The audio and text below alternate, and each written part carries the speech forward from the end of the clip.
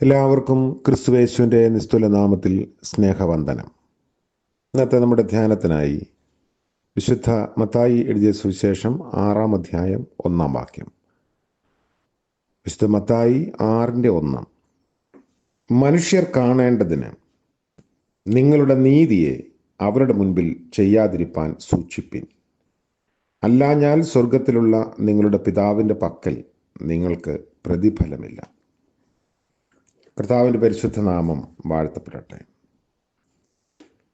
നമ്മുടെ ജീവിതത്തെ മനോഹരമാക്കുന്ന വളരെ കുറച്ച് കാര്യങ്ങൾ മാത്രമേ ഉണ്ടാകുകയുള്ളൂ.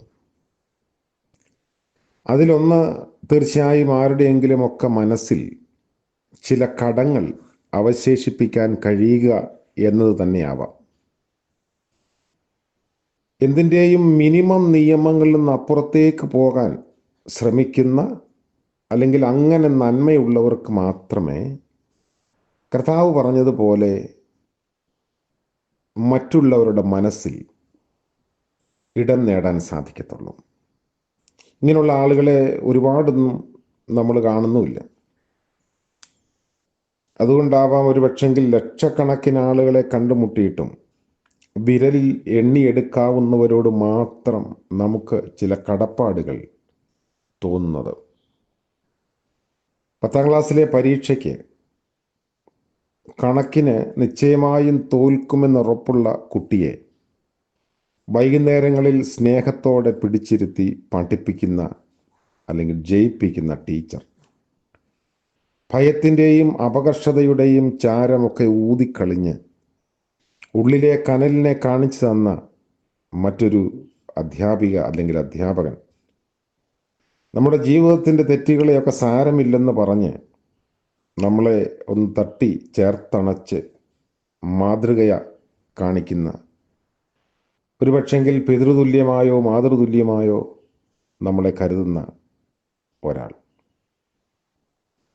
നിനക്ക് അതിന് കഴിയും എന്ന് നിരന്തരം നമ്മോട് പറഞ്ഞ് നേരെ നിൽക്കാൻ നമ്മെ സഹായിക്കുന്ന ഉറ്റ സ്നേഹിതൻ. ഇങ്ങനെ നമുക്ക് ഓർത്തു വയ്ക്കാൻ ഒരുപാടൊന്നുമില്ലാത്ത ചില ആളുകൾ നമ്മുടെ ജീവിതം രൂപപ്പെടുത്തുന്നവരാണ്, അല്ലെങ്കിൽ ജീവിതം രൂപപ്പെടുത്തിയവരാണ്. പുറകോട്ട് തിരിഞ്ഞു നോക്കുമ്പോൾ നമ്മളൊന്ന് വീഴാൻ തുടങ്ങിയപ്പോൾ ചേർത്ത് പിടിച്ച ആളുകളുണ്ടാവാം. കർത്താവ് പറയുന്നത് മറ്റുള്ളവരുടെ മനസ്സിൽ ഇടം നേടാൻ അതിനുവേണ്ടി പരിശ്രമിക്കുക എന്നതല്ല, പിന്നെയോ കണക്കുകളൊന്നും അവശേഷിപ്പിക്കാതെ മറ്റുള്ളവരെ ചേർത്ത് പിടിക്കാൻ, നന്മ ചെയ്യാൻ നമുക്ക് സാധിക്കണം എന്നതാണ്. വേറെ ചില ആളുകൾ ഇതിനെക്കാട്ടിലൊക്കെ കുറച്ചും കൂടെ ഉയർന്ന മേഖലയിലാണ്. അവരൊരു ഹൃദയത്തിലല്ല, ഒരു സമൂഹത്തിൻ്റെയോ നാടിൻ്റെയോ ലോകത്തിൻ്റെയോ ഒക്കെ ചരിത്രരേഖകളിൽ ഇടം കണ്ടെത്തുന്നവരാകും. മനുഷ്യരുടെ മനസ്സിലായാലും നാടിൻ്റെ ചരിത്രത്തിലായാലും ഇടം കണ്ടെത്തുന്ന അങ്ങനെയുള്ള ആളുകൾക്കിടയിൽ ചില സമാനതകളൊക്കെ ഉണ്ടാവും. ഒന്നാമത്, കടമകളുടെ പരിമിതിക്കുള്ളിൽ ഒതുങ്ങുന്നതല്ല അവരുടെ കർമ്മങ്ങൾ. ആവശ്യത്തിലധികം ചെയ്തു കൊടുക്കാനുള്ള ഔദാര്യം അവർക്കുണ്ട്. കർത്താവ് തൻ്റെ ഗിരിപ്രഭാഷണത്തിൽ പറഞ്ഞത്, 1 മൈൽ ദൂരം നടക്കാൻ നിർബന്ധിച്ചാൽ 2 മൈൽ നടക്കാൻ മനസ്സ് കാണിക്കുന്നവർ.